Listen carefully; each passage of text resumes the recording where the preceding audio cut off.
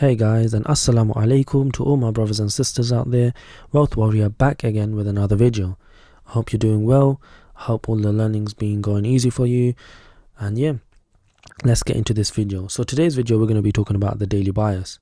And the daily bias, oh my gosh, like when I first started it was so complicated, and yeah, it's just not easy at all. And there are videos out there that simplify it, but hopefully in today's video I am going to simplify it as best as I can, going from A to Z in hopefully like just couple simple steps.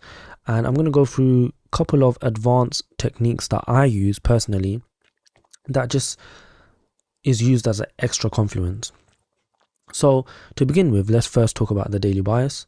The daily bias is basically understanding if the market is going to be bullish or bearish, and it's going to be used as an extra confluence on your trades.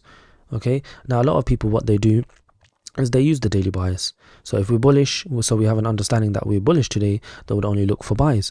And if their understanding is that it's bearish, then they're obviously going to be only looking for sells. Just bear in mind, biases doesn't always work out in the market, because yeah, you can look for sells and obviously you're going to get stopped out. There's going to be days you're going to be stopped out. So don't get disheartened. And in my opinion, always at the beginning stage, always follow your daily bias. Now at the end I'm going to be talking about a bit more advanced techniques, but for me, to you, if you're at the beginning and you're still understanding the daily bias, just stick with the daily bias for now. Use extra confluence. Okay, so let's talk about step one of what I would do to understand the daily bias, and that would be, what is the market doing right now? Okay, so the first thing I would mark out is the current buy side liquidity and the current sell side liquidity. And for me, it's actually quite simple. If you can see here, we can clearly see that there's a buy side liquidity up here, so it's the swing points, and there's a sell side liquidity down here. Okay, now to understand this a bit more better, what we're going to do is compare this data to previous data. So what we're going to understand from here is, have we taken out a previous sell side liquidity? Have we taken out a previous buy side liquidity? Okay, so clearly we can see here, like, we've taken out another swing point, another sell side liquidity. Okay, now a lot of people would then just be a bit more confused. You can keep going all the way back, okay, and it's just going to be more confusing. So what I like to do and what I recommend is make sure you have at least the last 3-4 months of data visual, so what you can see. So then you can just basically understand liquidity pools, okay, because these are, in my opinion, the highest ranking in terms of importance. If you're gonna rank like liquidity pools, fair value gaps, and all those kind of stuff, yeah, liquidity pool is number one up there. Okay, so back into it. So clearly you can see a sell side liquidity got taken out. Okay, so for me, that's a confluence, hopefully, that we're going to be bullish. But number one is understanding what the market is doing right now. So I will mark out the buy side liquidity, the sell side liquidity, the current ones, and then basically analyze with previous data what's been going on. Has it taken out a buy side liquidity or a sell side liquidity? Okay, so now let's look at step number 2, and this is what I like to call projection. And in other words, this is basically just saying, where is the market going to go, or what is the most logical sense where the market should go. And this will be found in the form of fair value gaps and liquidity pools. So if we look at this market that we have right now, so from our first understanding is, we've literally taken out liquidity, the most recent sell side liquidity. On top of that, projection, where we would like it to go. So here we see double tops. On top of that, we see buy side liquidity, which hasn't been taken out. And also we have a bunch of fair value gaps that have been left.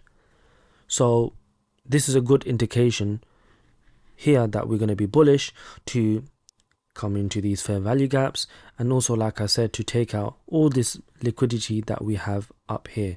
This is going to be a very powerful move for institutional banks, to take out all this liquidity, because at the end of the day, retail traders would see this as some kind of resistance level.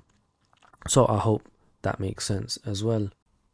So now let's talk about step number 3, and that is, are we in a premium or discount market? Now, hopefully you have a good understanding of this. If you don't, obviously check out ICT's video on him explaining, what premium or what discount is, or basically what PD arrays are. But yeah, this should be very simple. All you're going to need to do is just basically pull out a fib tool you can use and understand if we are either in the premium or discounted. Now here you can see we are clearly very discounted, and yeah, we should be seeing a push to the upside. And yeah, these are all just extra confluences. So starting from beginning, let's just put them all together as we go along. So we've taken out previous sell side liquidity. Number 2 is we have a lot of fair value gap that has been left behind, and on top of that we have a nice liquidity pool left up here, which I expect to be taken out.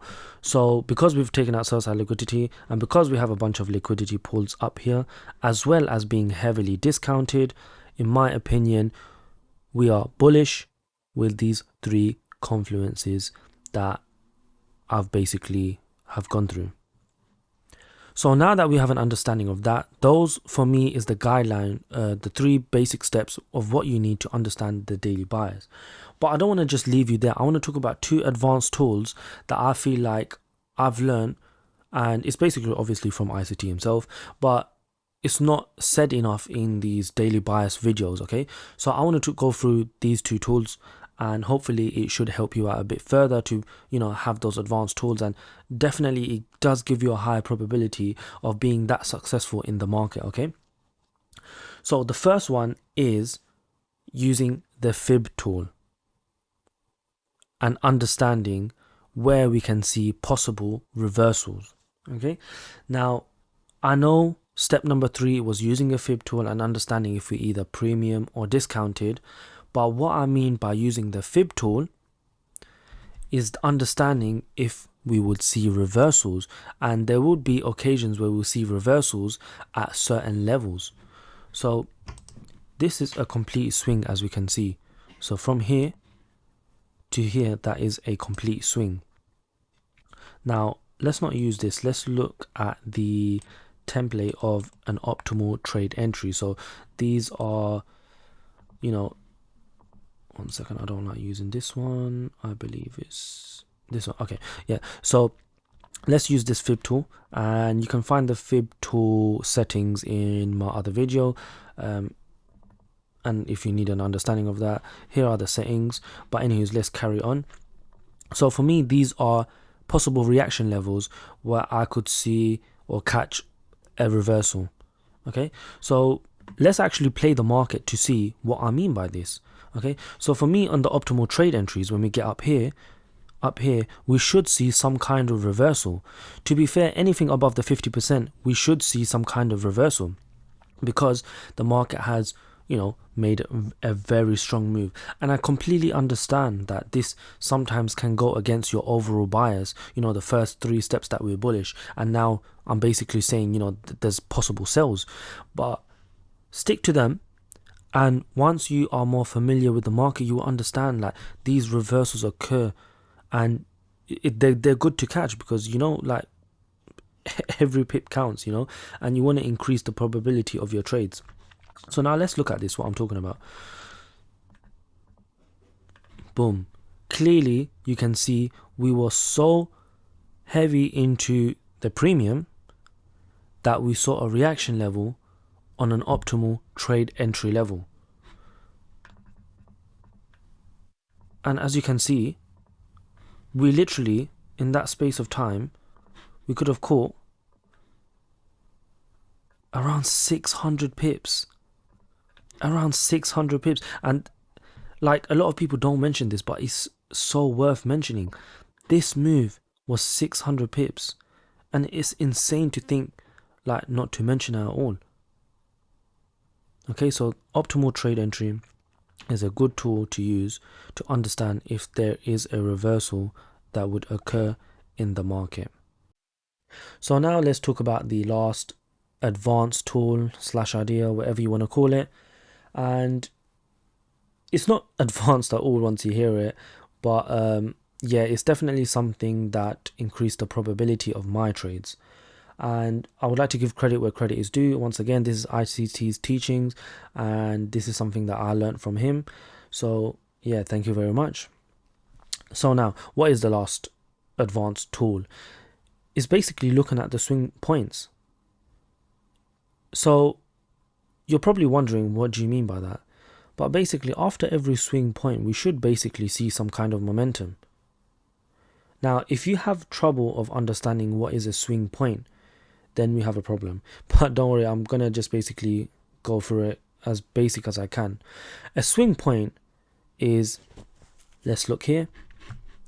We have a swing point right here. We have a lower high to the left and the lower high to the right. So for me, that's a good swing point. After this swing point, we should see some kind of momentum to the downside. Boom. That is such a good momentum to catch. Same thing on the upside. We have a higher low and a higher low on either side. So I should expect some kind of bullish momentum going on after this, basically. Okay. Now, although you're going to get some down days in between, look at this. 1, 2, let's start from here. 1, 2, 3, 4, 5, 6, 7, 8, 9, 10, 11, 12, 13, 14, 15, 16, 17. Probably around 17 days where you see some kind of good bullish momentum in the market.